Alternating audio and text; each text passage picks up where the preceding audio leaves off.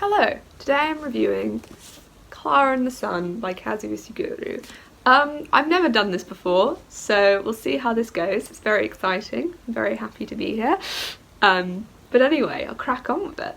So this book is about an artificial intelligence called Klara, known as artificial friends in this universe. And her purpose in life is to be a companion to a girl called Josie who is very ill. So I've previously read Never Let Me Go and The Remains of the Day by Kazuo Ishiguro, and as others have said, this book is very similar to those. It takes a lot of those themes and combines it sort of into one novel. It's very different, but thematically there are very similar things going on. I think more so to Never Let Me Go than The Remains of the Day, but I can definitely see elements of both. It takes sort of ideas of class and grief and suppression of emotion from The Remains of the Day, and grief, the nature of what it means to be human from Never Let Me Go. Overall, I did really enjoy this book, but I did find comparing it to the two other previous books I've read by Ishiguro that it didn't stack up as well. I think he put so much into this thematically that those ideas are a lot more half-formed than they are in the other works. This also seems to be as well like Ishiguro's first sort of foray into a properly dystopian society. I know you can make a claim that Never Let Me Go is dystopian, but it's more sort of like an alternative past, whereas this is very futuristic in parts.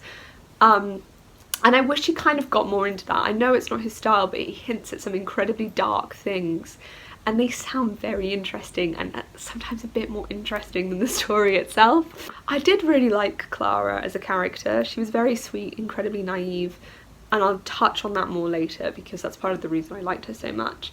But I didn't find her journey, her story as heartbreaking as, say, Kathy in Never Let Me Go, because Klara doesn't seem as human. Which is really awful to say because I think the main point Ishiguro wants you to take away from this is that Klara is as human as these human characters. And she is in so many ways. However, she doesn't have this fight for survival. She doesn't have this fight for individuality that, say, Kathy did. And I feel that really holds her back. Because surely if she were so human, she wouldn't just accept that her existence is to be a companion to a child and then end up in a scrapyard. Surely she would think there's more to this, and all the other sort of things that are proposed to her along the story, surely she wouldn't be so accepting of that. So one of the aspects I really enjoyed were Klara's conversations with the sun. So Klara runs on solar power, so she deduces that the sun has the power to save Josie's life. So she goes to where she believes the sun lives and has all sorts of conversations with it, basically bargaining for Josie's life. So she says she'll destroy this machine that creates pollution if the sun saves Josie.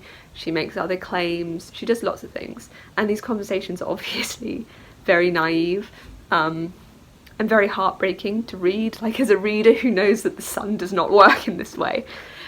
However, if you have experience with a loved one being terminally ill or something like that, I think you'll find these particular passages incredibly emotional, because if you're in a position where you're sat next to someone who's dying or someone's really sick, you make all sorts of internal bargains. And for someone who has personal experience of that, reading that, something similar to that was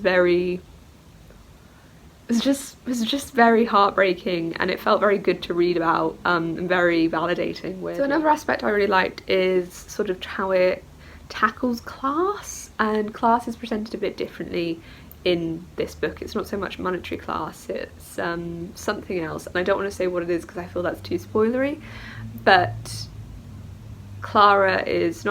Josie is very privileged.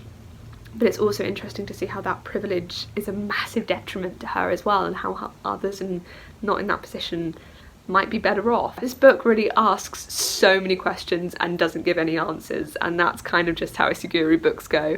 And I found this so much more open-ended than his other works I've read before. It asks, you know, what does it mean to be human? Is it good to be privileged in this sense? Just so many things, so much stuff it throws out, and it's all designed to make you think about it. Yeah, overall I did really enjoy this. This is the first book I've read in months, and it's definitely got me back into the swing of reading, which is really nice. I'm really grateful for that too. But yeah, I don't know if I'll be back here. I might be. I hope so. We'll see. Yeah, so hopefully I'll see you around, and hopefully you enjoyed this, and if you want to discuss stuff, please comment. I'd love to discuss this book with people. There's so much to discuss. So yeah, okay.